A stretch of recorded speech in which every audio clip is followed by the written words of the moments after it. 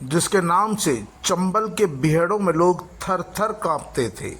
राजस्थान हो या मध्य प्रदेश या फिर उत्तर प्रदेश का कुछ इलाका, डकैत जगन गुर्जर के नाम से तीनों राज्यों की पुलिस के पसीने छूटते थे। जगन गुर्जर की गिरफ्तारी के लिए एक बार तो 11 लाख का इनाम भी घोषित कर दिया।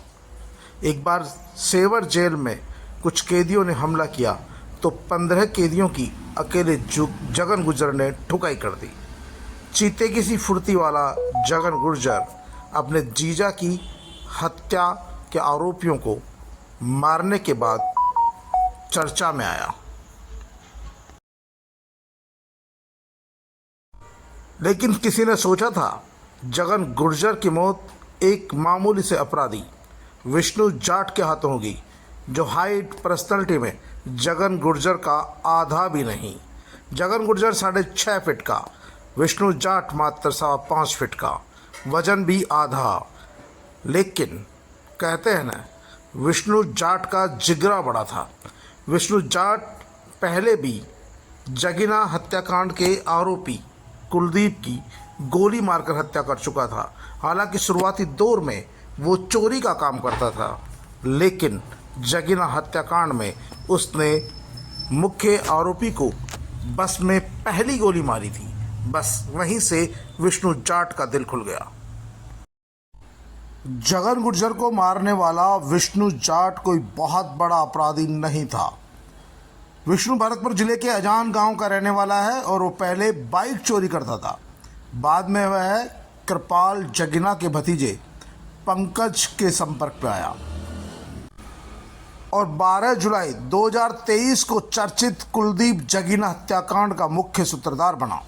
दरअसल कुलदीप और विजयपाल कृपाल हत्याकांड के आरोपी थे और पुलिस उन्हें जयपुर से भरतपुर कोर्ट में पेशी के लिए बस से ला रही थी।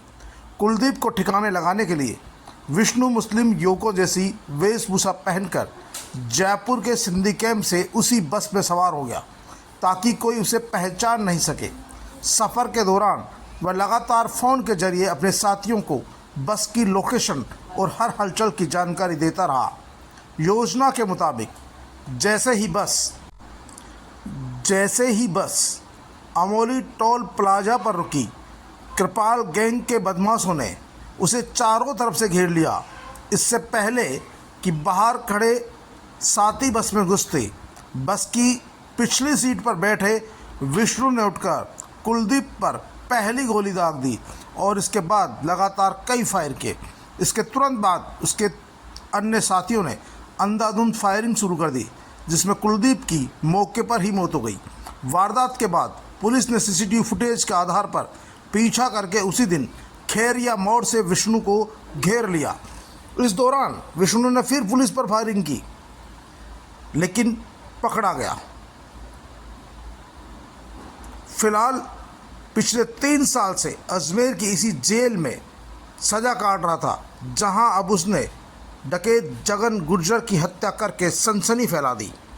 लोगों को लगता है कि वो एक मामूली सा बाइक चोर था, लेकिन विष्णु बड़ा जिगरा रखता था और जिस तरह से उसने कुलदीप जगीना की गोली मारकर हत्या की थी, उसके बाद से उसे किसी तरह का डर नहीं लगता था। अभी तक जो जेल की थ्योरी आई है, उसके अनुसार दोनों ने साथ में सुबह बैरक की सफाई की, साथ में खाना खाया, लूडो भी खेला और उसके बाद जब 3 बजे जेल कर्मचारी बैरक में पहुंचे तो उस समय जगन सोया हुआ था। जब कर्मचारियों ने उठाने की कोशिश की तो वो मृत पाया गया। इस पर विष्णु बोला, मैंने हत्या कर दी क्योंकि मुझे परेशान करता था, बहन की गालियां देता था, आए दिन तंग करता था। पुलिस ने मान लिया कि हत्या उसी ने की है, लेकिन परिजनों का शक है कि विष्णु जाट अकेला उसकी हत्या नहीं कर सकता। हालांकि थ्योरी ये बताई जा रही है कि जब जगन गहरी नींद में सो रहा था तो विष्णु ने तौलिए से गला घोंट दिया। भले ही कोई व्यक्ति गहरी नींद में सो रहा हो, लेकिन किसी व्यक्ति ने यदि तौलिया से गला घोंटने की कोशिश की तो आदमी बचने की, छटपटाने की कोशिश ज़रूर करता और शायद जगन गुर्जर एक पलटी भी मारता तो विष्णु को दबा सकता था, लेकिन हालात वहां पर ऐसे कुछ नज़र नहीं आ रहे। इसीलिए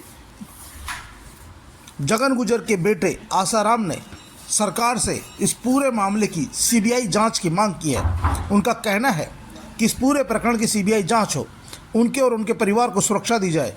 उनके चाचा जो इसी जेल में बंद है, उन्हें धौलपुर रेफर किया जाए। 5 सूत्री मांगों को लेकर जेल के बाहर धरना जारी है। प्रशासन लगातार आला अधिकारियों से बातचीत कर रहा है। गुर्जर समाज ने भी चेतावनी दी है कि सामान्य मांगे हैं, मान ली जाए, वरना आंदोलन उग्र होगा। लेकिन सबसे बड़ा सवाल यह उठ रहा है, क्या विष्णु जाट अकेले ने ही जगन गुर्जर की हत्या की है? हालांकि कई बार ऐसे देखा गया है जब कुख्यात अपराधियों की हत्या मामूली से दिखने वाले लोगों ने कर दी। यहाँ भी ऐसा ही लग रहा है कि जगन गुर्जर की हत्या क्यों एक सामान्य से दिखने वाले युवक ने कर दी, जो उम्र में आधा था, वजन में आधा था, हाइट में भी कम था, लेकिन कहीं न कहीं फाइट में ज़्यादा तेज था, जिसने हो सकता है धोखे से ही सही जगन गुर्जर की हत्या करके अपने आप को अपराध की दुनिया में बड़ा साबित करने की कोशिश की। क्योंकि इससे पहले जगिन हत्याकांड में भी उसने पहली गोली मारकर साबित कर दिया था कि उसे गोली मारने में कोई हिचक नहीं है। ऐसे में पुलिस अब क्या थ्योरी घड़ेगी, लेकिन परिजनों का शक कहीं न कहीं गहराता जा रहा है। देखना यह है कि क्या वाकई में विष्णु जाट ने ही जगन गुर्जर की हत्या की थी, या फिर कोई और बड़ी साजिश है, या फिर कोई और गैंग है इसके पीछे जिसने नकेत जगन गुर्जर की हत्या कराई हो। फिलहाल पुलिस मामले की जांच में जुटी है और न्यायिक मजिस्ट्रेट जांच शुरू हो गई है, लेकिन परिजन सीबीआई जांच की मांग पर अड़े हुए हैं।